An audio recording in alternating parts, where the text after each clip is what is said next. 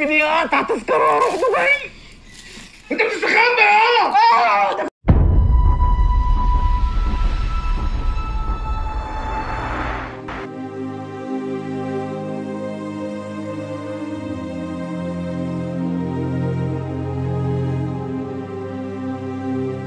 بقالة يا استاذ احمد. بقالة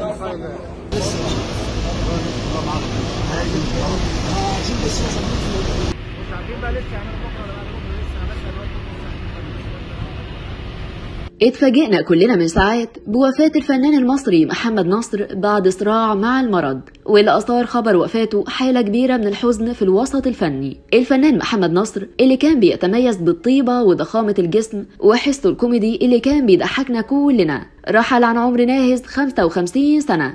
وكشف مصدر مقرب من الفنان انه كان بيعاني من الإصابة بالمتصلب المتعدد، وهو أحد الأمراض العصبية اللي بتأثر على مختلف أجزاء الجسم واللي تسبب في عجزه عن الحركة. وفي الفترة الأخيرة كان بيعاني من تضخم في الرئة وتضخم في القلب لحد ما تعرض لسكتة قلبية. وأعلنت خبر وفاته بنته نادين عبر حسابها على الفيسبوك، وعلقت وقالت: لا حول ولا قوة إلا بالله يا رب، إن لله وإنا إليه راجعون. توفي إلى رحمة الله والدي الفنان محمد نصر، أغلى وأعظم إنسان وأغلى حاجة في حياتي، أطيب قلب في الدنيا كلها وسندي وظهري يا رب. وأضافت ابنة محمد نصر: الدفنة بمقابر التونسي في البساتين، وصلاة الجنازة بإذن الله في مسجد السيدة نفيسة عقب صلاة الجمعة، رجاء الدعاء له بالرحمة والمغفرة. وكشفت بنته كمان إنه كان وصية الفنان إنهم يصلوا عليه في مسجد السيدة نفيسة.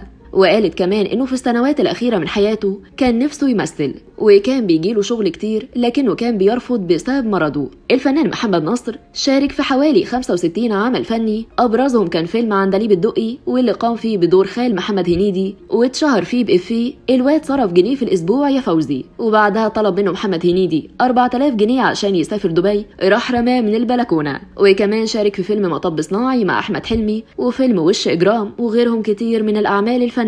رحم الله الفنان محمد نصر وأسكنه فسيح جناته.